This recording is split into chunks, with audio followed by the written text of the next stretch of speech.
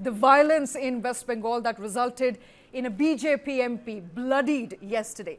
And the violence has sparked a serious confrontation between the centre and the state government after BJP MP Khagen Murmu and Siliguri MLA Sankar Ghosh were allegedly attacked by a mob in Jalpaiguri district while visiting areas devastated by landslides and floods. The attack occurred in Nagrakata, one of the worst hit regions in North Bengal, where relentless rainfall has claimed at least 30 lives and left several people missing. Both leaders were on site to assess the damage and meet the affected families when the chaos broke out.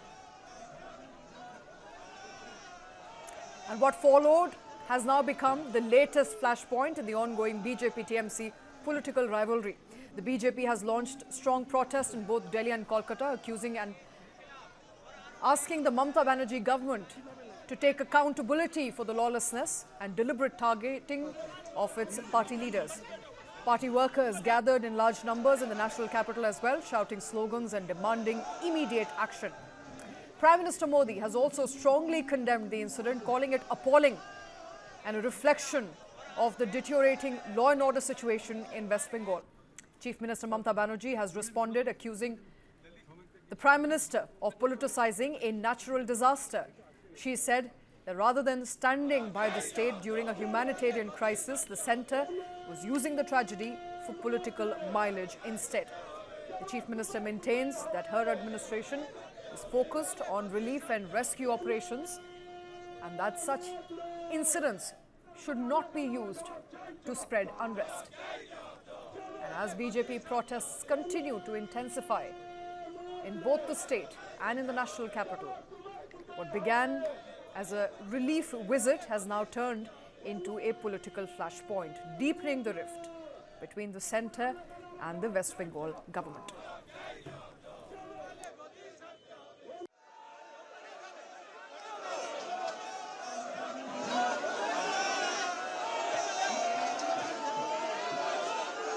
On your screens right now, the BJP MP Murmu, who was pelted stones at and was later seen in his vehicle trying to wipe off blood with his gamcha. The two-time BJP MP from North Malda was attacked brutally while he was in Jalpaiguri to oversee the relief and rescue operations in the flood-ravaged state of West Bengal. The attack occurred in Nagrakata, which is one of the worst affected regions in North Bengal, where relentless rainfall has claimed at least 30 lives so far and several people are missing. Both leaders, both BJP MP as well as the local Siliguri MLA, Sankar Ghosh, were on site when that incident occurred. The BJP leaders in the national capital have squarely blamed TMC leadership. Prime Minister Modi has also spoken about the lawlessness in the state of West Bengal, holding the Mamata Banerjee government accountable for that attack.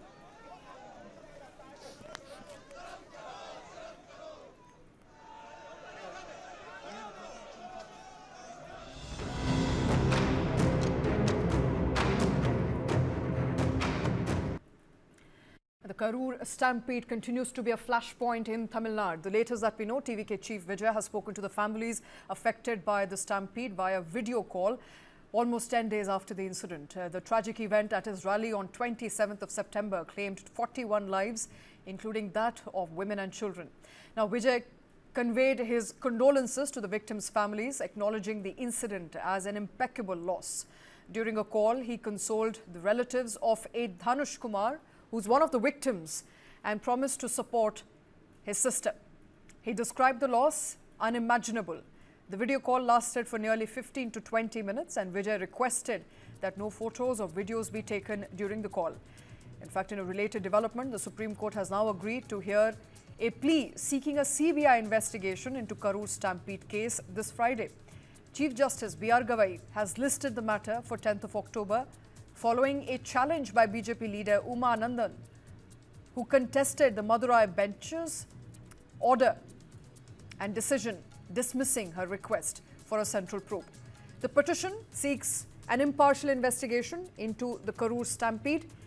The FIR filed against several TVK officials on charges of culpable homicide and negligence in crowd management, and also aims to ensure that there is accountability and justice for the victims. That PIL will be heard on 10th of October, this Friday.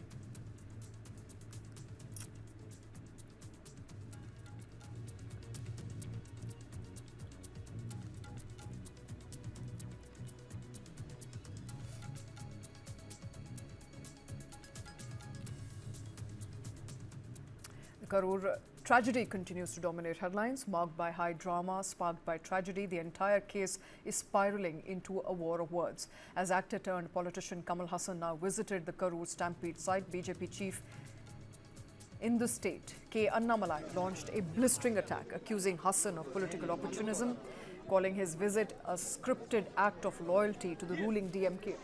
In fact, in scathing words, Annamalai said that Kamal Haasan sold his soul long ago for one Rajya Sabha seat, and people of Tamil Nadu won't take him seriously anymore.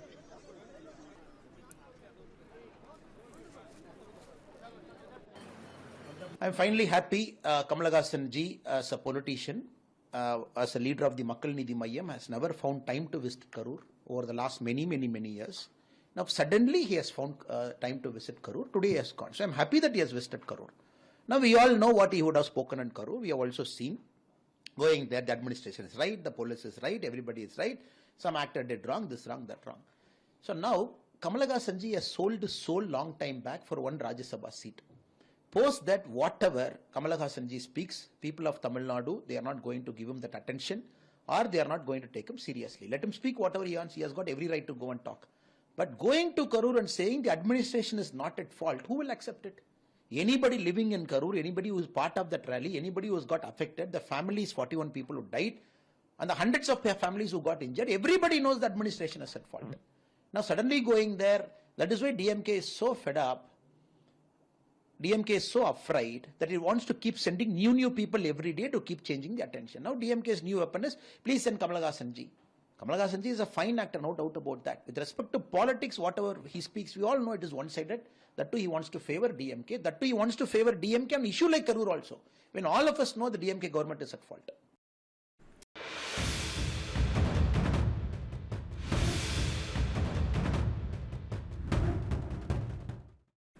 Welcome back. You're watching News9. We continue to track the cough syrup horror that has claimed lives of 17 kids in India. In the latest update in the cough syrup case, a PIL has now been filed in Supreme Court asking for urgent action on the issue of death of multiple children linked to contaminated cough syrup. The PIL filed under Article 32 of the Constitution is asking the court to order the formation of a National Judicial Commission or an expert committee on the matter.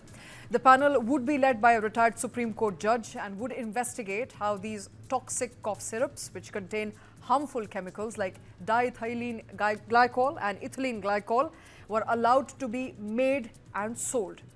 The petition is calling for accountability, reforms in how medicines are regulated, and removal of any dangerous syrups which are still in circulation, and compensation for the families of those who have lost their life.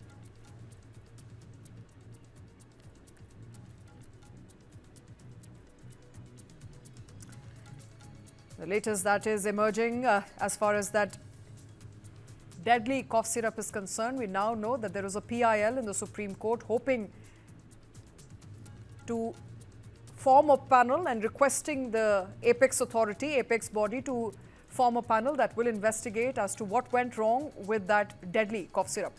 Joining me on the show is Professor Y.K. Gupta, National Scientific Advisor, Pharmacovigilance Program of India. All right, we've lost the guest there. We will get him back very shortly. But the latest updates are also raising serious questions about the systemic lapses that may have resulted in death of 17 kids, with multiple state authorities now clamping down on pharma companies and retailers who continue to sell cold riff as well as similar cough syrups. There are more questions than answers emerging in the matter. Remember, the cold and cough syrup, which was sold extensively under different brand names throughout the country, has now resulted in death of 17 children, with various state governments now taking action against FDA, the state FDA officials, as well as questioning the Central Drugs Controller for laxity in rules and norms that could have resulted in this horror. Joining me on the show is Professor Y.K. Gupta, National Scientific Advisor, Pharmacovigilance Program of India. Thank you very much, sir, for taking time out. Thank you for joining us on the show. My first question to you perhaps stems from what everybody is hoping to get an answer to. What exactly resulted in death of those 17 children? We understand that at least two components, diethylene glycol and ethylene glycol, were responsible for the contamination. See, these are the two adulterants which are often found with the propylene glycol, which is used as a solvent for the excipients, for the API, used in the cough syrup, and also used in the paracetamol anti-fever syrups. Now, this should not be there, and the acceptable limit is less than 0.1%. Now, why this can happen? This happens because of the non-following of good manufacturing practices, what is called as a GMP.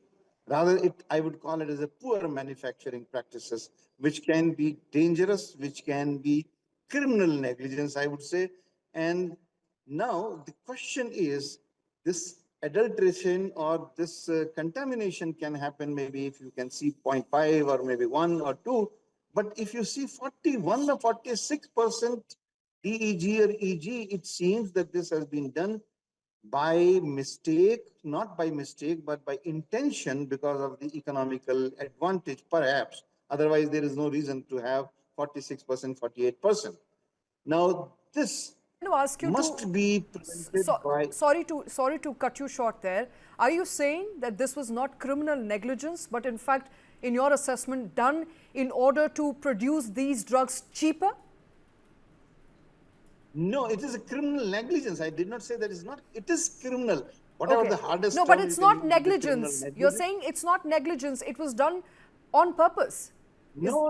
It is, if it is not following good manufacturing practices and if contamination happens, this is a criminal negligence. That is one. Okay. All right. Okay, I think we've lost the line there with Professor Y.K. Gupta. He is, in fact, suggesting how DEG, a component found in high magnitude and high capacity to the tune of about 46 to 48% in a cough syrup, results in harm to young babies and harm to young kids. And that could be the reason why 17 kids have died. We will try and get him back. All right, I think Professor Y.K. Gupta is back with us. Professor Gupta, please go on, sir. You were talking about how DEG... Yes, sir.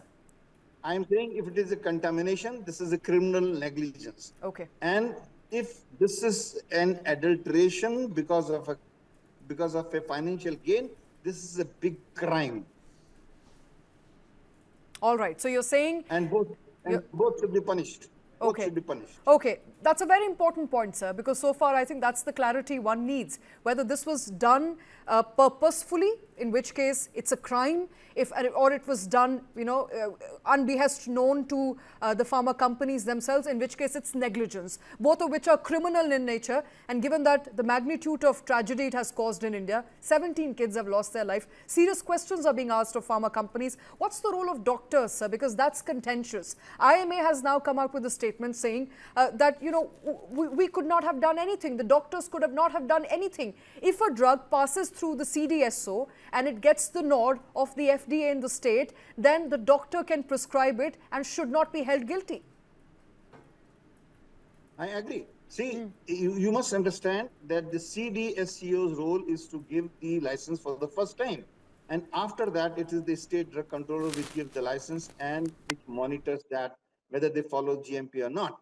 The role of doctor, unless established link between the doctor who prescribed it and the knowingly that this drug is of fake or this drug is not good quality, only in that case the doctor should be held guilty. The second thing is, in such cases where the doctor should not prescribe a pirate anti-cough syrup less than 2 years or should prescribe with caution up to 5 years, this calls for continuing medical education of the doctor. With Professor Y.K. Gupta, who is in fact shedding light on some crucial aspects of that ongoing probe into the cough syrup horror is concerned, questioning the contamination of the cough syrup, asking whether it was done on purpose. If yes, then that is not negligence, it is in fact culpable homicide in case the law applies as such. But if it's negligence, then that is criminal negligence. It's resulted in death of 17 children, 2-year anniversary of the Israel-Hamas war. Hamas-led terrorists continued their offensive throughout the 7th of October, about 2 years ago in 2023, killing about 1,200 people in their assault, and 251 people were taken hostage. That according to Israeli figures. Since then, Israel's offensive has killed 67,000 Palestinians. More than 550 aid workers have also been killed, according to Aid Worker Security Database, which is the highest toll of any conflict it has recorded. As Gaza marks 2 years of conflict, the enclave is in ruins, facing catastrophic hunger, famine in the north. Rights groups have accused Israel of weaponizing aid to further its war agenda in Gaza. Gaza City and surrounding areas are suffering from famine that will likely spread, affecting nearly 500,000 Palestinians, according to the August report of IPC Global Hunger Monitor. Israel, which blocked all food from entering Gaza for almost 3 months in 2025, eased restrictions in the month of July by allowing more aid to come in. The UN says far more aid is needed and it is unable to reliably distribute supplies in Gaza, blaming Israeli military restrictions and breakdown of law and order in the area. Israel says there is no quantitative limit on food aid entering Gaza and accused Hamas of stealing aid, accusations that Palestinian militant group has denied.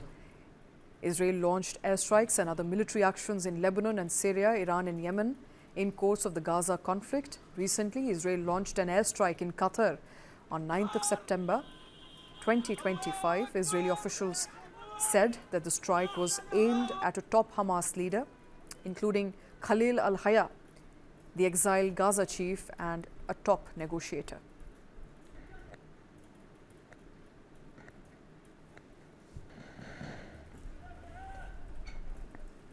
And Israelis held a memorial ceremony in Kfar Aza near the Gaza Strip to commemorate those who were killed and taken hostage by Hamas militants on 7th of October 2023. The ceremony took place at 6:30 in the morning, the hour when Hamas launched rockets into Israel at the start of 7th of October. Now, the Kfar Aza kibbutz in southern Israel was ravaged, hit hard 2 years ago when the militants overwhelmed Israeli border defenses with a surprise assault and dragged nearly 250 people hostage back into Gaza. There are 48 remaining hostages in the enclave, 20 of whom are expected to be still alive.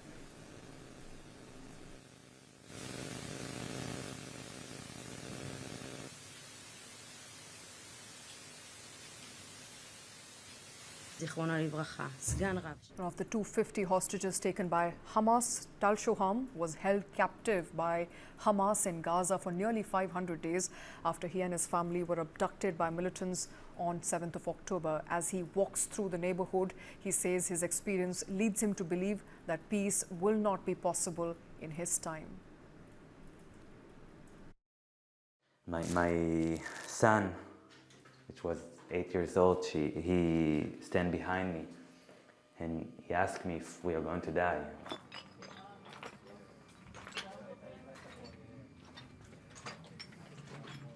I told him, without any compassion or empathy, that I don't know. And of course he started to cry. I mean, I didn't want to tell him a lie if it's our last time, our last minutes here. But I was not able to feel any empathy to him because I'm now on a mission to prevent them to enter. I was here and they were looking on me and their commander just took his Kalashnikov and started to fire on the bulletproof window.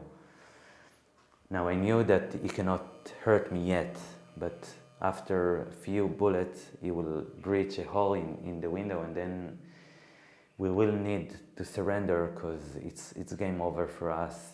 He would be able to throw grenades inside and to put his Kalashnikov in this hole and just shoot us all.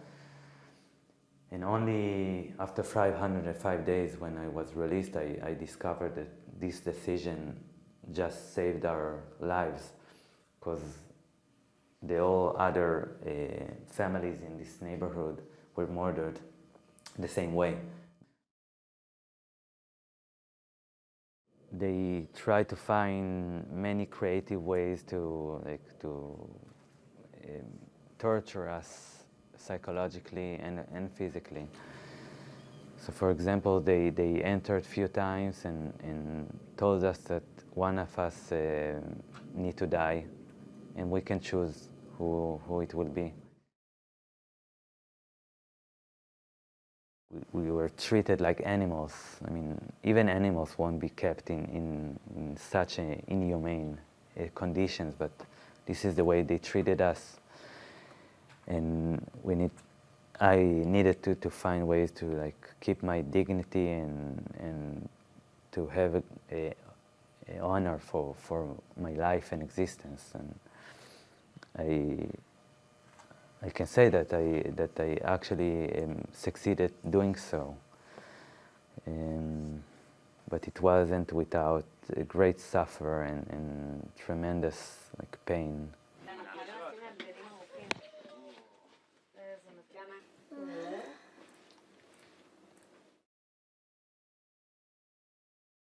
I believed that peace is something that we can achieve, but after I saw the magnitude of hatred that they grew up upon and they are growing their children upon, it's really clear that at least in our generation it won't be possible.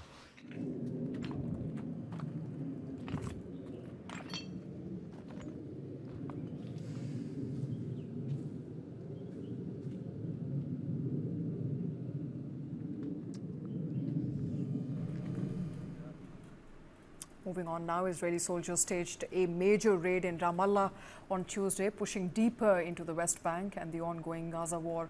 Eyewitnesses reported large number of troops moving through the city as tensions in the occupied territory continue to escalate. Violence across West Bank has surged since the conflict in Gaza began nearly 2 years ago. Hundreds of Palestinians have been killed, some armed fighters, but also stone-throwing youths, civilians caught in the crossfire. Thousands more have been detained in sweeping Israeli operations.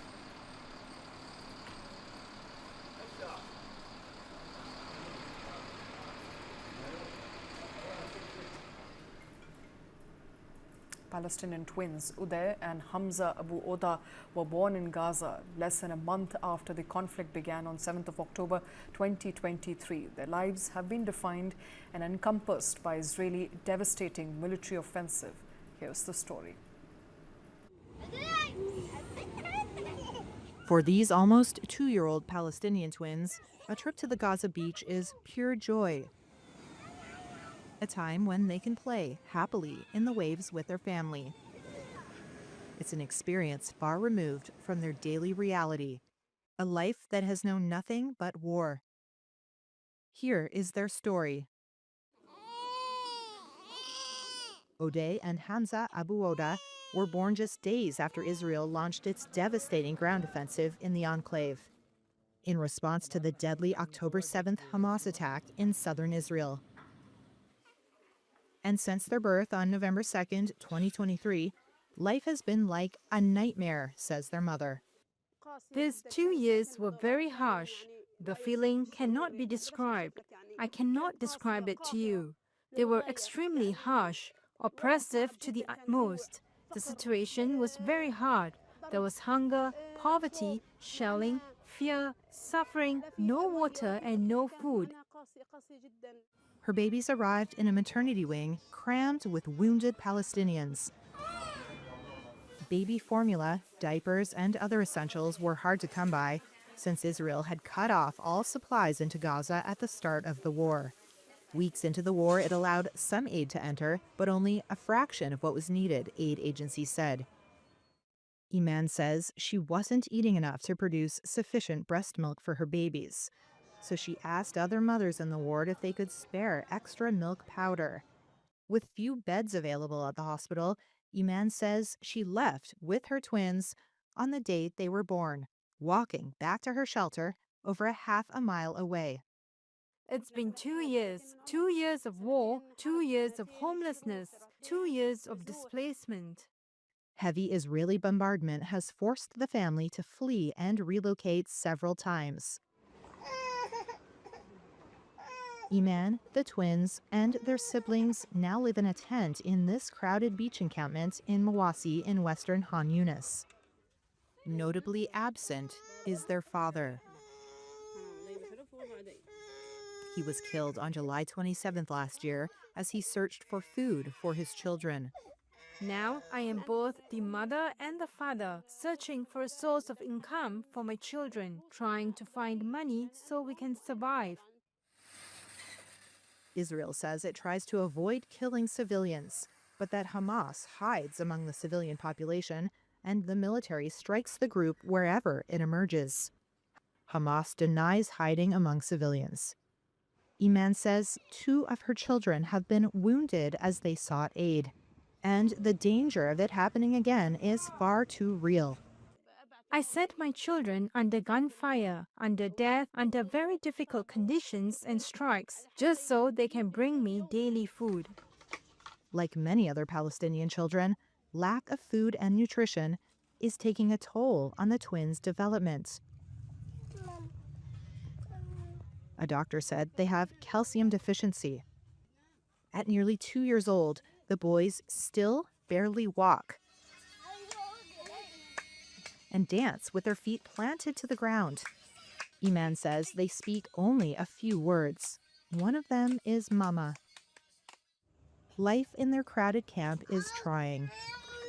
Iman bathes Ode and Hamza in the same small bucket she uses to wash clothes, hauling the water across the camp in heavy plastic containers.